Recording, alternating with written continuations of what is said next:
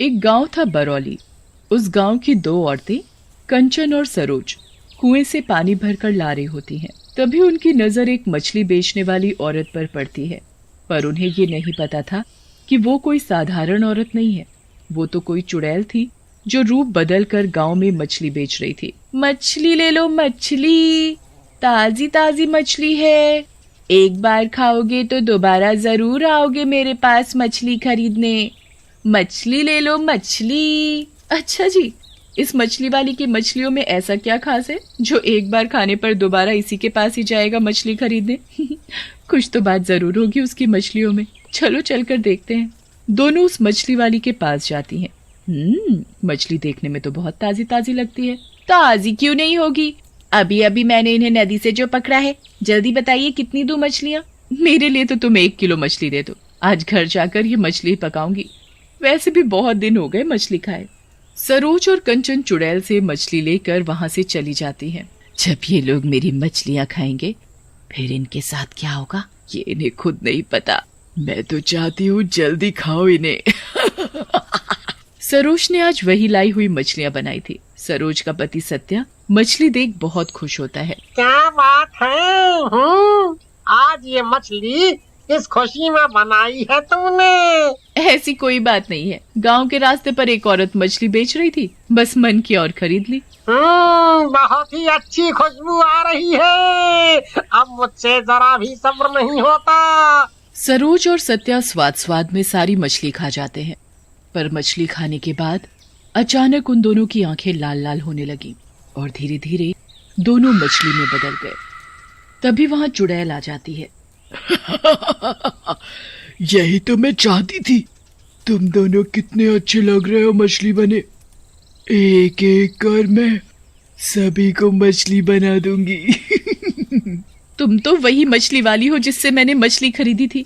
अरे तुमने मछली में छिपाकर ऐसा क्या खिला दिया जिससे मेरी और मेरे पति की ये हालत हो गई?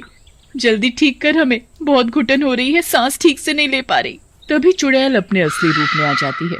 उसका इतना डरावना रूप देख सत्या और सरोज की आंखें फटी की फटी रह जाती है। ये तो कोई चुड़ैल है। तुम हमारे साथ ऐसा क्यों कर रही हो? छोड़ दो हमें। अभी थोड़ी देर में सब पता चल जाएगा कि मैं ऐसा क्यों कर रही हूँ। वहां कांता और उसका परिवार भी मछली में बदल गया था। चुड़ैल सभी को अपने टोकरे में रखकर नदी पर ले जाती है। आओ मेरे प्यारे बच्चों, देखो आज मैं तुम्हारे लिए कितना भोजन लाई हूँ। तभी नदी से 2 बड़ी बड़ी मछलियां बाहर निकल कर आती हैं, जिनका आधा शरीर तो मछली का था और आधा इंसान का। आ गए मेरे प्यारे बच्चे चिंटू पिंटू। माँ, देर किस बात की? जल्दी से ये मछलियाँ हमारे मुंह में डाल दो। बहुत भूख लगी है, जल्दी करो माँ। चुड़ैल टोकरे से एक एक करके अपने दोनों बेटों के मुंह में मछली बने इंसान को डाल देती है। माँ, तुम ये रोज रोज एक आदमी क्यों लाती हो हमारे लिए? इतने से हमारा पेट नहीं भरता। तुम इस नदी से ढेर सारी मछलियाँ लेकर जाती हो और लाती क्या हो हमारे लिए? बस 1-2 आदमी। ऐसे नहीं चलेगा। अब की बार तुम 1 से ज्यादा आदमी नहीं लाई तो पता है ना हम क्या करेंगे। शांत हो जाओ मेरे बच्चों, ये सब इतना आसान नहीं होता। पूरे गांव भर में रूप बदल कर घूमती हूँ। मुझे भी तो भूख लगती है, तो उसमें से कुछ मछलियां मैं खा लेती हूँ।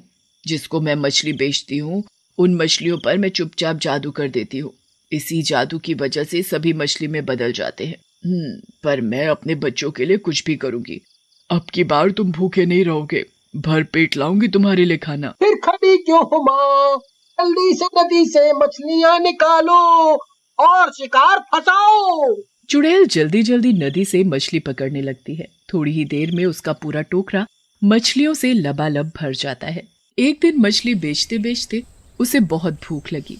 फिर चुड़ैल एक पेड़ के नीचे जाकर छाया में बैठ जाती है और चुपचाप मछलियां खाने लगती है। पर दूर से आता एक आदमी सुभाष उसे मछलियां खाते देख लेता है।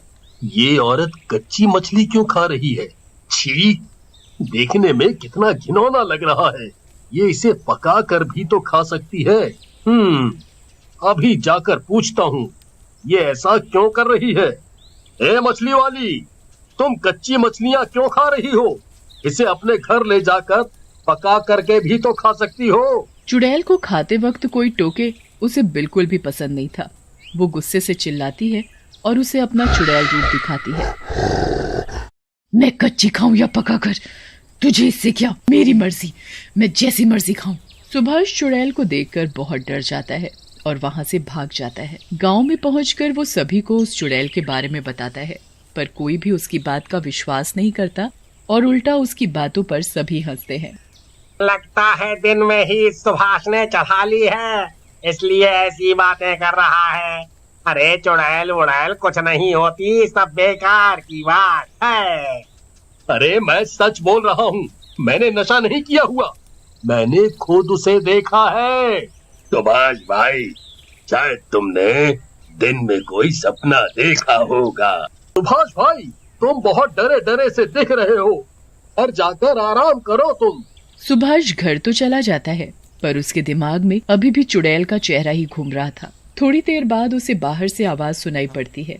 वो आवाज उसी चुड़ैल की थी जो रूप बदल कर गाँव में घूम रही थी। मछली ले लो मछली, ताजी ताजी मछली।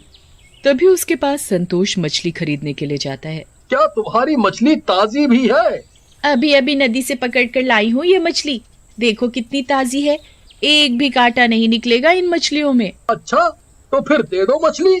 थोड़ी ही देर में वहाँ और भी औरतें आ जाती हैं मछली खरीदने। इतनी सारी भीड़ देखकर चुड़ैल मन ही मन बहुत खुश होती है, क्योंकि आज वो अपने बच्चों के लिए एक नहीं दो नहीं कई इंसानों को उनका भोजन बनाकर ले जाने वाली थी। सुभाष अपनी खिड़की से सब देख रहा होता है। अभी मैंने इसी औरत को वहाँ देखा था कच्ची मछली खाते हुए, जिसका चेहरा चुड़ैल जैसा था, पर इसका चेहरा बिल्कुल भी उसके जैसा नहीं है। वही टोकरा, वही कपड़े, सब कुछ वही है, बस सूरत बदली हुई है।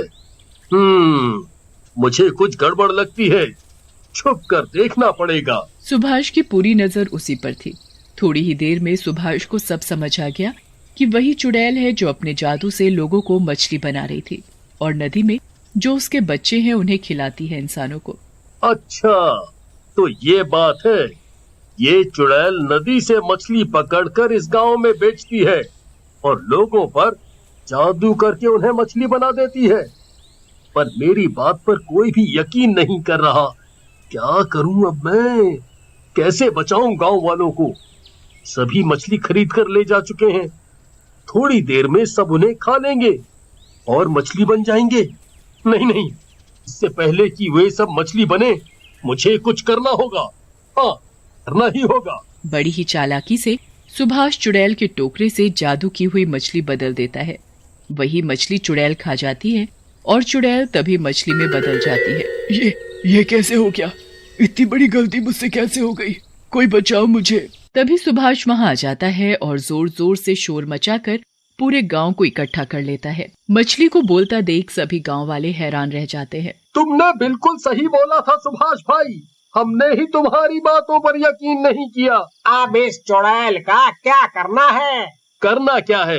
अब ये खुद अपने उन शैतान बच्चों का भोजन बनेगी। नहीं, मुझे छोड़ दो, नहीं तो मेरे बच्चे मुझे नोच नोच कर खा जाएंगे। अब तुम्हारी सजा यही है। हाँ। संतोष घूंघट में जाती है और चिंटू पिंटू को आवाज देकर नदी से बाहर आने को बोलती है। जैसे ही दोनों नदी से बाहर आते हैं, संतोष मछली बनी चुड़ैल को उन्हीं के बेटों के मुंह में फेंक देती है। चुड़ैल चिल्लाती रहती है, पर उसके बच्चों को तो खाना दिख रहा था बस। तभी वहां सभी लोग आ जाते हैं। अभी तुम दोनों ने जिसे खाया है ना, वो तुम्हारी अपनी माँ थी। ये तुम क्या बोल रहे हो? हमारी माँ तो वो रही। जैसे ही संतोष घूंघट उठाती है, उसे देख दोनों के होश उड़ जाते हैं। ये हमने क्या कर दिया? हम अपनी ही माँ को खा गए, खा गए, खा गए।